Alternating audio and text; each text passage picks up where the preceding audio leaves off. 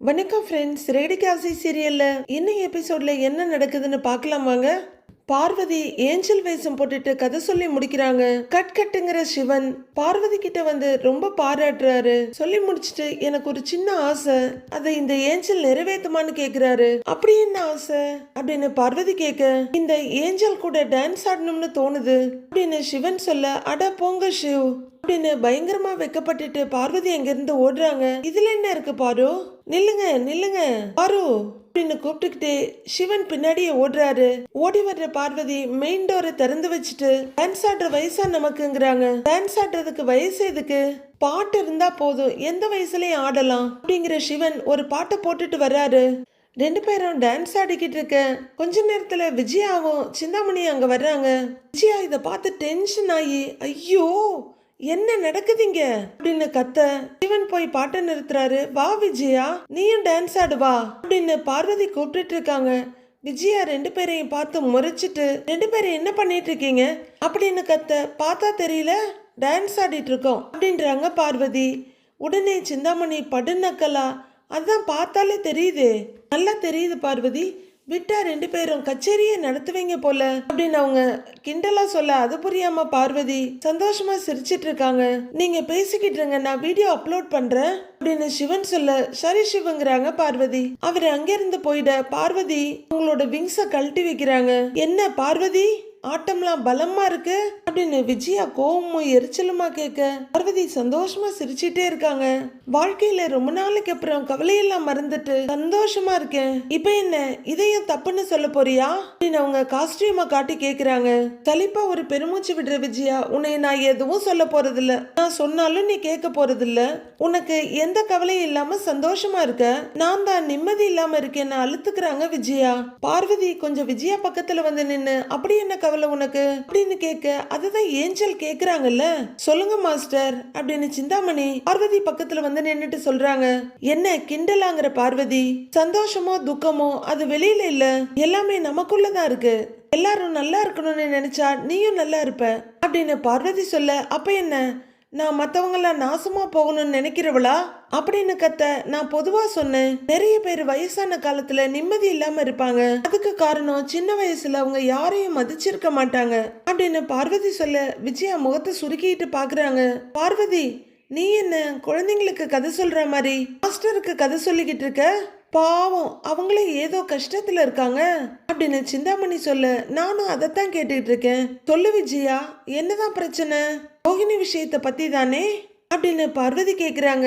அது இருக்கதான் செய்யுது, என் குடும்பம் அதுல இருந்து இன்னும் வெளியில வரல, அதோட இப்ப ஸ்ருதியோட பிரச்சனை புதுசா வந்திருக்கு அப்படின்னு விஜயா சொல்ல, சிந்தாமணிக்கு இது புது நியூஸா இருக்கு. கடைசி மருமகளா, அந்த பொண்ணு ரொம்ப நல்ல பொண்ணாச்சே மாஸ்டர், அவ என்ன பண்ணனா, அவளை எதையாவது மறைச்சிட்டாளா அப்படின்னு சிந்தாமணி கேட்க, அவெல்லாம் ஒன்னும் மறைக்கல, அவதான் எதுவா இருந்தாலும் வெளிப்படையா பேசுறவளாச்சே அப்படின்னு விஜயா சொல்ல, அப்ப வேற என்ன பிரச்சனை அப்படின்னு பார்வதி கேக்குறாங்க.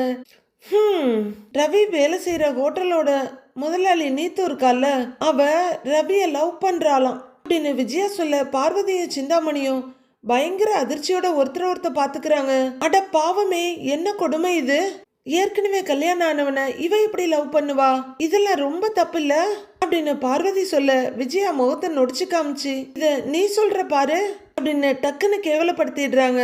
பார்வதியா சரியா கேட்டும் கேட்காம இருக்க, அதிர்ந்து போய் என்னதுன்னு கேட்க, தப்புதான், ஆனா அந்த பொண்ணுக்கு அது தெரியலையே, பைத்தியம் மாதிரி அவனை லவ் பண்றேன்னு அவன் போட்டோவெல்லாம் நெட்டுல போட்டுட்டு இருக்கிறா அப்படின்னு விஜயா சொல்ல, இது என்னங்க மாஸ்டர் அநியாயமா இருக்கு, ச்சே இந்த காலத்து பொண்ணுங்கெல்லாம் ஏன் இப்படி இருக்காளுங்க, இன்னொருத்தி புருஷன் தான் வேணுமா அவளுக்கு அப்படின்னு சிந்தாமணி வெறுப்பா கேக்குறாங்க. பணம் பத்தும் செய்யணும் சொல்லுவாங்கல்ல, இந்த 10ல் 1 தான் இது, பண கொழுப்புங்கிறாங்க விஜயா. அதான் அந்த பொண்ணு ரவிய லவ் பண்றேங்கிறா அப்படின்னு விஜயா சொல்ல, ரவி அப்படி எதுவும் நினைக்கல, அவன் நல்ல பையனாச்சே அப்படின்னு பார்வதி சொல்ல, ஏன் பையன் நல்ல பையன்தான், ஆனா அவன் பின்னாடி இந்த நீத்துள்ள அலையறா அப்படின்னு விஜயா எரிச்சலோட சொல்றாங்க. ஸ்ருதி என்ன சொல்றாங்கிறாங்க பார்வதி, அவ சொன்னப்பவே ரவி ஹோட்டலை விட்டு வராததுதான் இதுக்கு எல்லாத்துக்கும் காரணம்னு கோவப்பட்டுக்கிட்டு இருக்காங்கிறாங்க விஜயா. அது உண்மைதானேங்க மாஸ்டர், அதான் உங்க மருமகளே சொந்தமா ரெஸ்டாரண்ட் வச்சிருக்காளே அப்படின்னு சிந்தாமணி சொல்ல, ரவி எங்க கேட்டான், இப்ப ஸ்ருதி கோவிச்சுக்கிட்டு அவங்க அம்மா வீட்டுக்கு போயிட்டா அப்படின்னு விஜயா சொல்ல, ஐயோ என்ன மாஸ்டர் இது, உங்க வீட்லயே ஒரு கோர்ட்டே நடத்தலாம் போல இருக்கு. என்ன இவ்வளவு கேஸுங்க வருது அப்படின்னு சிந்தாமணி அதிர்ச்சியா சொல்ல பார்வதி அவங்கள முறைக்கிறாங்க. என் குடும்பத்துக்கு ஏன் இப்படி ஒரு சோதனை காலம் வந்துச்சுன்னே தெரியல. என் வீட்டுக்கு வந்தவளுங்க எல்லாரும் என்ன புலம்ப விட்டுட்டாளுங்க அப்படின்னு பார்வதி சொல்ல, இதோ பாருங்க மாஸ்டர், வீட்ல இப்படி அடிக்கடி கெட்ட விஷயங்கள் நடந்தா ரொம்ப கண்ணு பட்டிருக்குன்னு அர்த்தம். அதனால கண்டிப்பா ஒரு பூஜை பண்ணுங்க வீட்ல, அப்பதான் இந்த பிரச்சனையெல்லாம் முடியும் அப்படிங்கிறாங்க சிந்தாமணி. பூஜையா? நல்ல ஐடியா தான் அப்படிங்கிற விஜயா.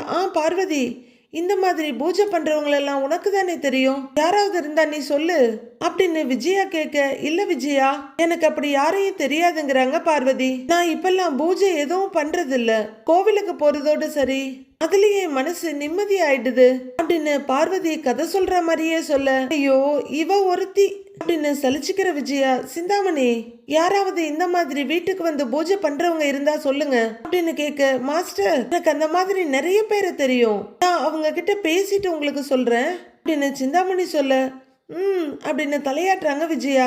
அப்புறம் விஜயா, மீனா ஏதோ பூக்கடை திறக்க போறாளாமே, என்ன வர சொல்லி இருக்கா அப்படின்னு பார்வதி சந்தோஷமா சொல்ல, சிந்தாமணிக்கு முகம் அப்படியே சுண்டி போயிடுது. விஜயாவும் உருன்னு முகத்தை வச்சுட்டு பார்க்க, பரவாயில்ல, இத்தனை பிரச்சனையிலையும் மீனாவுக்கு ஒரு நல்லது நடந்திருக்கு அப்படின்னு பார்வதி சொல்ல, ஒரு பழிப்பு காட்டிட்டு, அவ மட்டும்தான் நிம்மதியா இருக்கா, அவ வந்த நேரம் எனக்கு நிம்மதி போயிடுச்சு அப்படின்னு விஜயா சொல்ல பார்வதிக்கு முகம் மாறிடுது. ஏன் சிந்தாமணி, நீங்க வெறும் வாய் மட்டும்தான் பேசுறீங்க, அந்த ஆர்டரை எப்படி அவளை எடுக்க விட்டீங்க அப்படின்னு விஜயா கேவலமா கேக்குறாங்க சிந்தாமணி கிட்ட. நீ என்ன பண்ண சொல்றீங்க மாஸ்டர்? நான் என்ன வேணும்னா விட்டேன்? விட வேண்டிய கட்டாயம் எல்லாம் என் பொண்ணால வந்துச்சுங்க மாஸ்டர், அவதான் என்னை எடுக்க விடல. சரி, நான் அதெல்லாம் உங்களுக்கு அப்புறமா சொல்றேங்க மாஸ்டர், நான் பூஜை பண்றவங்களுக்கு ஃபோன் பண்ணி அப்பாயின்மெண்ட் வாங்கிடுறேன் அப்படின்னு சிந்தாமணி அந்த பக்கம் போக பார்வதி இந்த பக்கம் ட்ரெஸ் மாத்துறதுக்காக போறாங்க. விஜயா தனியா நின்னு யோசிச்சுட்டு இருக்காங்க. மீனா அந்த அபார்ட்மெண்ட்டுக்குள்ள பூக்கடை திறக்கிறதுக்கு ரெடி ஆயிட்டாங்க. ரொம்ப பெரிய புது அபார்ட்மெண்டா இருக்க. மீனா நிறைய மாலைகள்லாம் தொங்க விட்டுட்டு இருக்காங்க. உங்களோட ஃப்ரெண்ட்ஸ் எல்லாம் வந்து ஹெல்ப் பண்ணிட்டு இருக்க. சீதாவும் சத்யாவும் கொஞ்சம் தள்ளி நின்று இதெல்லாம் பார்த்துட்டு இருக்காங்க, போட்டோ எடுத்துட்டு இருக்காங்க. அக்கா அதை இங்க கொடுங்கன்னு சலாட்டேப்ப வாங்கி மீனா ஒட்டிக்கிட்டு இருக்க. அவங்க அம்மா அதை ரசிச்சு பார்த்துட்டு இருக்காங்க. ஒருத்தர் அங்க இருக்க பூக்களுக்கு போட்டியா கலர்ல ஒரு அழகான சட்டை போட்டுட்டு சுறுசுறுப்பா வேலை பார்த்துட்டு இருக்காரு. போட்டோ எடுத்துட்டு இருந்த சீதா கொஞ்ச நேரம் கழிச்சு, அக்கா வா இங்க வந்து நெல்லுன்னு கூப்பிடுறாங்க. ஏய் இருடின்னு அவங்க சொல்லிட்டு இருக்க, கடையோட உன்ன ஒரு போட்டோ எடுக்கிறேன் வா அப்படின்னு சீதா மீனாவோட கைய பிடிச்சு கூட்டிட்டு வர்றாங்க.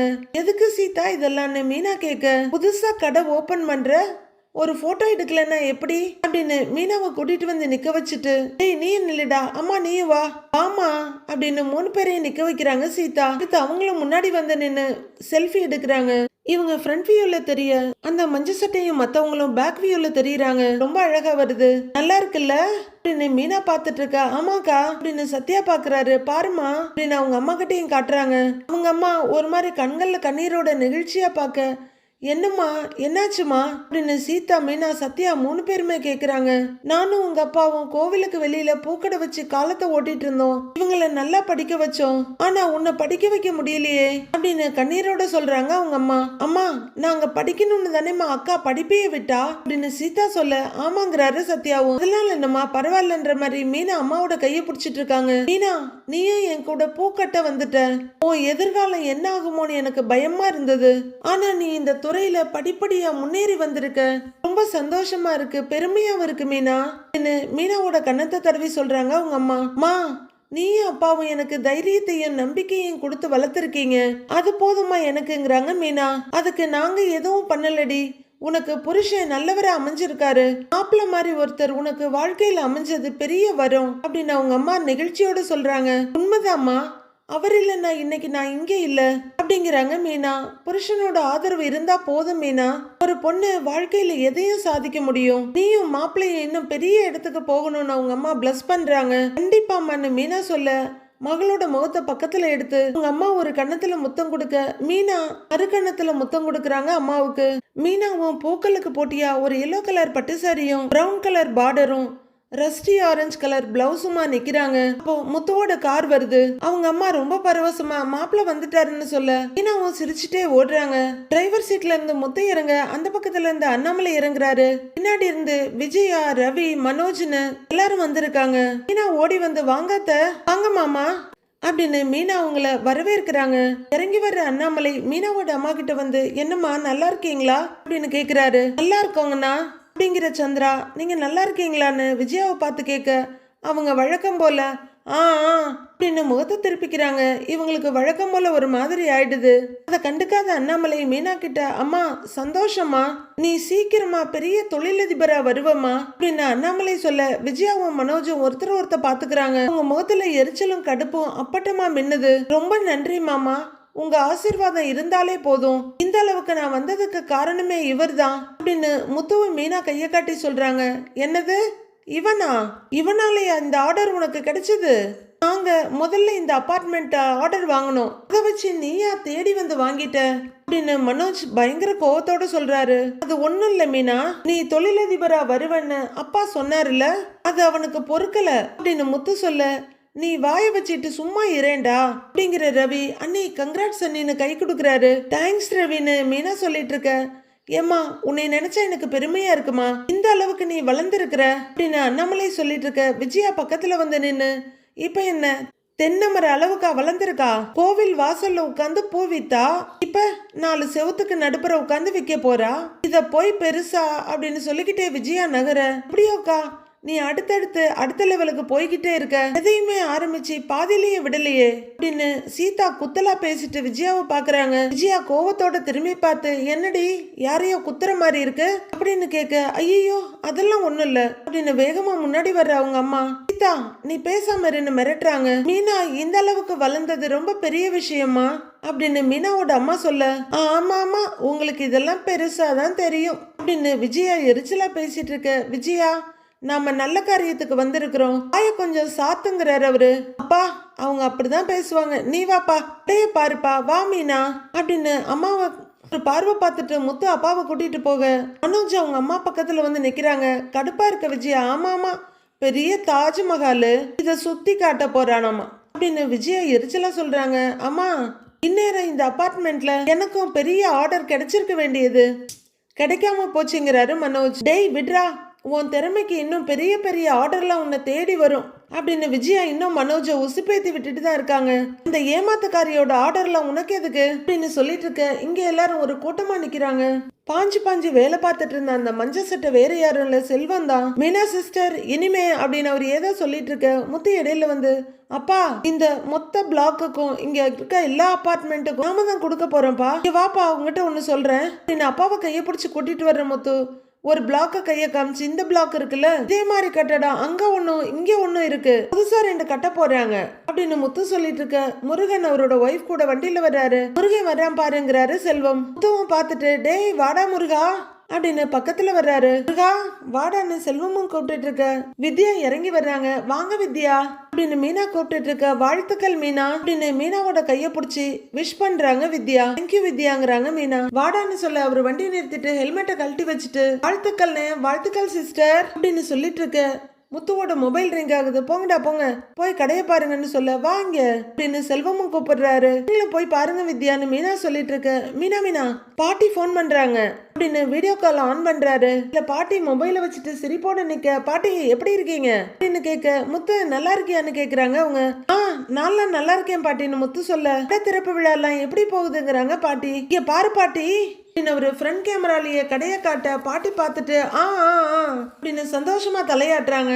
நல்லா இருக்க பாட்டின்னு கேட்க, நல்லா இருக்குங்கிறாங்க பாட்டி. நீ இல்லாததுதான் பாட்டி குறை அப்படிங்கிற முத்து, இத பாரு மீனா இருக்கான்னு காமிக்கிறாரு. பாட்டி அப்படின்னு மீனாவும் கூப்பிட, வாழ்த்துக்கள் மீனா அப்படிங்கிறாங்க பாட்டி. நன்றி பாட்டிங்கிறாங்க மீனா. நீங்க வரணும்னு ஆசைப்பட்டேன் அப்படின்னு மீனா சொல்ல, எனக்கும் வரணும்னு ஆசைதாம்மா, ஆனா சூழ்நிலை அப்படி, கண்டிப்பா நான் சீக்கிரம் வருவேங்கிறாங்க பாட்டி. உங்க ஆசீர்வாதம் கிடைக்கலையேன்னு தான் அப்படின்னு மீனா சொல்ல, அது என்னைக்குமா உனக்கு இல்லாம இருந்திருக்கு, என் ஆசீர்வாதம் உனக்கு என்னைக்கும் இருக்கு அப்படின்னு பாட்டி சொல்ல, முத்து சிரிப்போட ஆமாமான்னு தலையாட்டிட்டு இருக்காரு. உன் மனசுக்கு நீ நல்லா இருப்ப, இன்னும் கடவுள் உன்னை உச்சாணியில கொண்டு போய் வைக்க போறாரு, என் பேரன் உன் கூட இருக்கான்ல அவன் பாத்துக்குவான், என்னடா அப்படிங்கிறாங்க பாட்டி.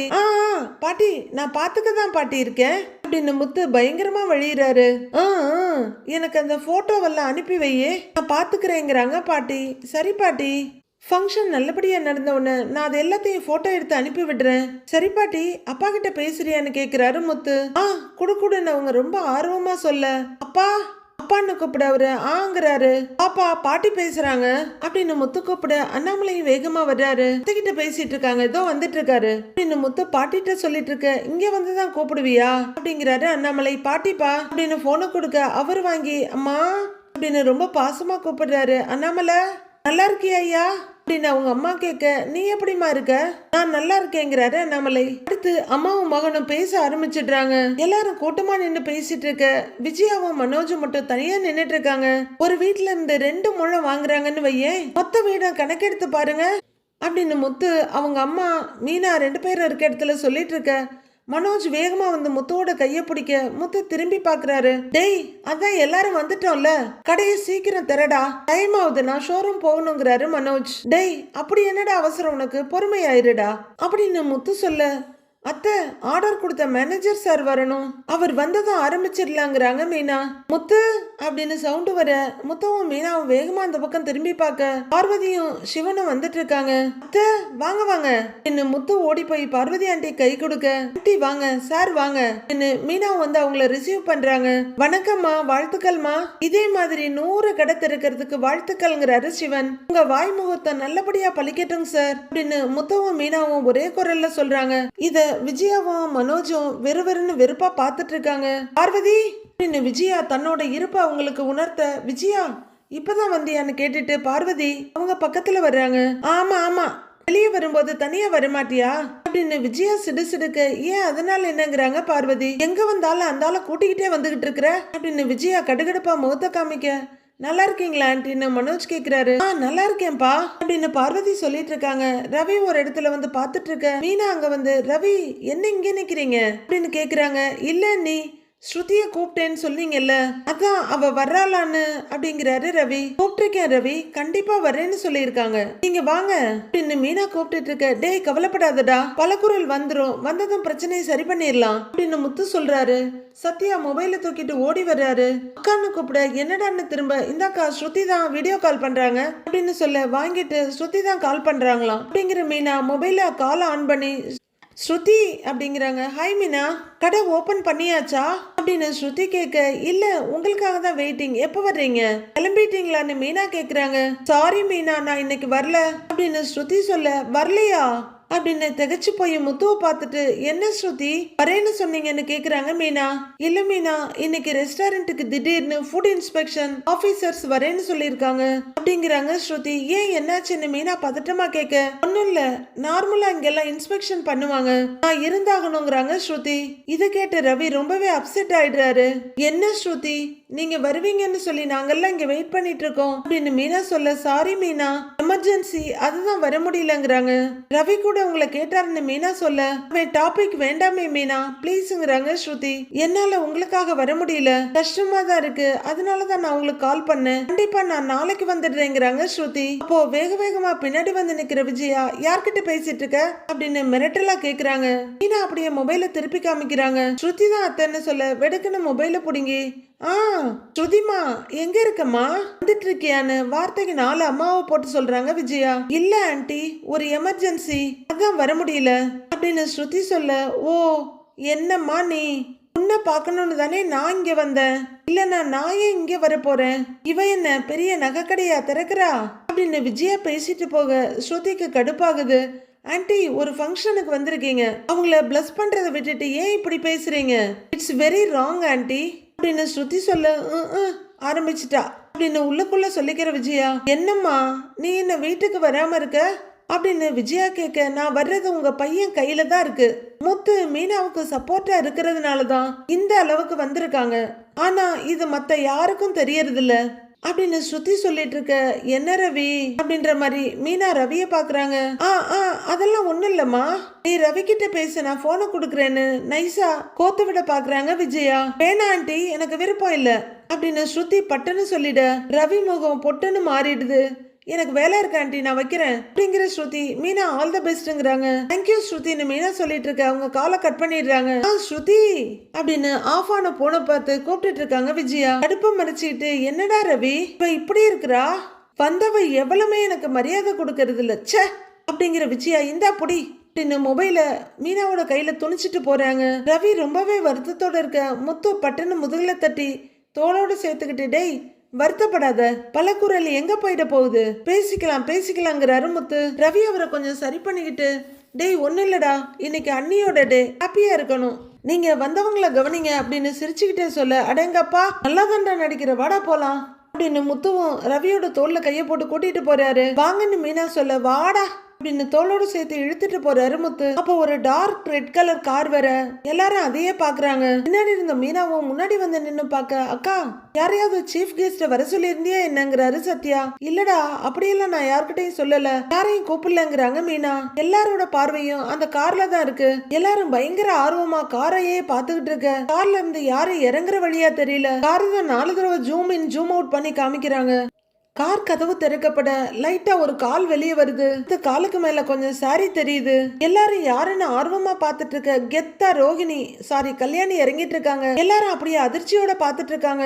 அவங்க பந்தாவா மெரூன் கலர் பட்டு சேலையும் கான்ட்ராஸ்டா ஆனந்தா ப்ளூ கலர் பிளவுஸுமா அப்படியே கெத்தா நடந்து வர்றாங்க. எல்லாருமே அதிர்ச்சியில அப்படியே உறைஞ்சு போய் நிக்கிறாங்க. பட்டு புடவை தலை நிறைய மல்லிகை பூ அந்த பூவை பூரா முன்னாடி போட்டுக்கிட்டு அவங்க ஒரு ஸ்டெப்பா தென்னாவட்டா எடுத்து வச்சு வர எல்லாரும் கண்ணை கூட இமைக்காம பாத்துட்டு இருக்காங்க. அவங்க ரொம்ப நேரமா வந்துகிட்டு இருக்க எல்லாரும் அதிர்ச்சியும் கோவமா பாத்துட்டு இருக்காங்க. முத்து தள்ளி நின்னவரு வேகமா போய் மீனா பக்கத்துல நிக்கிறாரு. பக்கமா வந்த ரோகிணி ஹாய் மனோஜ்ங்கிறாங்க. ஏய் நீ எதுக்கு இங்க வந்த அப்படின்னு விஜயா ரோகிணிய பார்த்து கேட்டுட்டு மீனா நீ எதுக்கு இவ்வளவு கூப்பிட்டேன்னு கேக்குறாங்க. நான் ஒன்னும் கூப்பிடல தங்குறாங்க மீனா அவசரமா. பழைய விருந்தாளியா அப்படின்னு முத்து சொல்லிட்டு இருக்க. அங்கிள் எப்படி இருக்கீங்க அப்படின்னு கல்யாணி கேட்க அவர் ஒன்னும் சொல்லாம முகத்தை திருப்பிக்கிறாரு. நீ பண்ணின வேலைக்கு ரொம்ப நல்லா இருப்பாரு. என் கோவத்தை கிளப்புறதுக்காக இங்க வந்தியாங்கிறாங்க விஜயா. இல்ல எனக்கு ஒரு ஆளே இல்ல நான் உன்னை எல்லாம் அந்த அளவுக்கு கூட மதிக்கலங்கிற மாதிரி ரோகிணி பாத்துட்டு நிக்க. மீனா முதல்ல இவளை இங்க இருந்து போக சொல்லு அப்படின்னு விஜயா சொல்றாங்க. எதுக்கு இப்ப இங்க வந்த அப்படின்னு மீனா கேட்க. என்ன மீனா புதுசா கடையெல்லாம் ஓபன் பண்றீங்க நான் வரக்கூடாதான்னு கேக்குறாங்க கல்யாணி. ஏன் வீட்டுக்கு வெளியே இருந்த கடையை தூக்குனியே அது பத்தலையா இதையும் தூக்கணுமான்னு முத்து பல்ல கடிச்சிட்டு கேக்குறாரு. ரோகிணி கண்டிப்பா விஷ் பண்ண நீ வந்திருக்க மாட்ட ஏதாவது பிளான் போட்டு வந்திருக்கியான்னு கேக்குறாங்க வித்யா. வித்யாவை அழுத்தமா ஒரு பார்வை பார்த்துட்டு நீயும் மாறிட்டல்லங்கிறாங்க ரோகிணி. மாறல நல்லவங்க பக்கம் நிக்கிறேன் அப்படின்னு வித்யா சொல்ல. இப்ப நீங்க எல்லாரும் ஒன்னு ஆயிட்டீங்க அப்படின்னு ரோகிணி எல்லாரையும் பார்த்துட்டு இருக்க. ரோகிணி தேவையில்லாம பிரச்சனை வேண்டாம் நல்ல விஷயம் நடக்குது எல்லாரும் சந்தோஷமா இருக்கப்ப அதை கெடுக்காதங்கிறாங்க மீனா. உங்க சந்தோஷத்தை கெடுக்கவும் வரல உங்களோட கடை ஓபனிங்கும் வரலங்கிறாங்க கல்யாணி. அப்புறம் எதுக்கு வந்தேன்னு கோவப்படுறாரு முத்து. இந்த கடை தானே உங்களுது இந்த பிளாட்லாம் இல்ல பில்டர்ஸ் கம்பெனி மேனேஜர் தான் என்ன இங்க வர சொன்னாரு அப்படின்னு கல்யாணி சொல்ல எல்லாருமே குழப்பமும் அதிர்ச்சியுமா பாக்குறாங்க. அவர் எதுக்கு உங்களை வர சொன்னாருன்னு ரவி கேக்குறாரு. அத அவரே வந்து சொல்லுவாரு அப்படின்னு கல்யாணி தென்னாவட்டா சொல்லிட்டு விஜயா ஒரு முறைச்சிட்டு அங்க இருந்து போறாங்க. எல்லாருமே அதிர்ச்சியும் குழப்பமா பாத்துட்டு இருக்க. மனோஜ் ஏக எரிச்சலோட பாத்துட்டு இருக்காரு. ரோகிணி மறுபடியும் கார் பக்கத்துல போய் நிக்கிறாங்க. வாங்க நம்ம போய் வேலையை பார்க்கலாங்கிற மாதிரி முத்து திரும்ப எல்லாரும் திரும்புறாங்க. அப்போ ஒரு டீ போர்டு கார் வருது.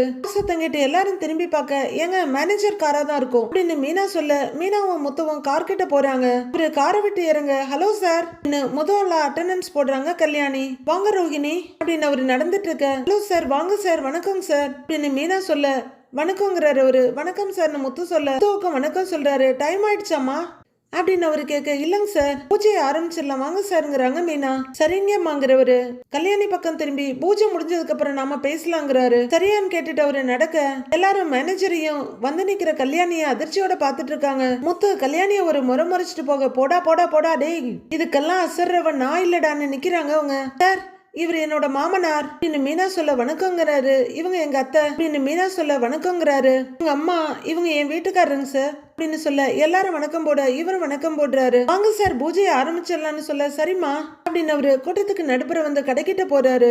ரோகிணியை கொஞ்சம் முன்னாடி வந்து நிக்கிறாங்க. அத்தை மாமா முன்னாடி வாங்க உங்க கையால திறந்து வைங்க அப்படின்னு சொல்ல பரவாயில்லம்மா நீயே ரிப்பன் கட் பண்ணுங்கிறாரு அண்ணாமலை. இல்ல மாமா உங்க ஆசீர்வாதத்தோட ஆரம்பிச்சாதான் எங்க வாழ்க்கை நல்லா இருக்கும் அப்படின்னு மீனா சொல்ல உன் கை ராசியான கைப்பா புடிப்பா அப்படின்னு முத்து கொடுக்க வாங்க மாமாங்கிறாங்க மீனாவும். ரோகிணி ரொம்ப ஏக்கமா பாத்துட்டு இருக்க. அத்தை அப்படின்னு மீனா தயக்கமா கூப்பிட வா விஜயா அப்படின்னு அண்ணாமலை கூப்பிட 2 பேரும் செருப்ப கழட்டிட்டு கடை பக்கமா வர்றாங்க. அப்படி 2 பேரும் சேர்ந்து வெட்டுவோம் அப்படின்னு அண்ணாமலை சொல்ல விஜயா போனா போகுதுன்னு கையை நீட்டுறாங்க. அவங்க ரிப்பனை கட் பண்ண எல்லாரும் கிளாப் பண்றாங்க. இதெல்லாம் ரோகிணி பயங்கர ஏக்கத்தோட பாத்துட்டு இருக்காங்க. அம்மா விளக்கேத்தி வைமா அப்படின்னு அண்ணாமலை சொல்ல, சரிங்க மாமா அப்படின்னு மீனா தீபத்தை ஏத்த, அத்த வாங்க அப்படியே கற்பூரத்தை ஏத்தி சாமிக்கு காட்டி பூஜையை ஆரம்பிங்க அப்படின்னு முத்து கூப்பிட மீனாவோட அம்மாவும் முன்னாடி வர்றாங்க. அவங்க ரொம்ப நெகிழ்ச்சியோட கற்பூரம் காட்டிட்டு இருக்க வந்த மேனேஜர் ஏதோ ஒப்புக்கு சப்பானி மாதிரி நின்னுட்டு இருக்காரு. ரோகிணியோட பார்வை அங்க இருக்க எல்லாரையும் ஸ்கேன் பண்ணிட்டு இருக்கு. அவங்க கற்பூரத்தை காட்டி முடிக்க அண்ணாமலை விஜயா 2 பேரும் தொட்டு கும்பிட்டுக்கிறாங்க. இதுவரையிலும் ஏக்கமா பாத்துக்கிட்டு இருந்த கல்யாணி இப்ப கோவமும் வெறுப்புமா பாக்குறாங்க. அப்பா முதல் வியாபாரத்தை உன் கையாலேயே ஆரம்பிச்சு வைப்பா. சிவன் சார் சொன்ன மாதிரி இந்த கடை 100 கடையா பெருகணுப்பா அப்படின்னு முத்து சொல்ல எல்லாரும் கிளாப் பண்றாங்க. அம்மா பூக்காரம்மா போ உள்ளற அப்படின்னு சொல்ல மீனா அப்பதான் கடைக்குள்ள வர்றாங்க. கடைக்கு பேரு மீனா பூக்கடைன்னு இருக்கு. எல்லாரும் போட்டோ எடுத்து சந்தோஷப்பட்டுக்கிறாங்க, கிளாப் பண்றாங்க. மீனா உள்ளர போக மீனா கடைக்குள்ள வந்து பூ முன்னாடி நிக்க மனோஜ் அப்படியே மெதுவா திரும்பி ரோகிணியை பார்க்க ரோகிணி மனோஜ முழுங்குற மாதிரி பாக்குறாங்க. படக்குன்னு முகத்தை திருப்பிக்கிறாரு அவரு. ஆனாலும் மறுபடியும் அவரோட தலை தன்னை போல ரோகிணி பக்கமா லைட்டா திரும்ப ஆரம்பிக்குது. அடுத்து என்ன நடக்க போகுதுன்னு நாளைக்கு பார்க்கலாம் ஃப்ரெண்ட்ஸ்.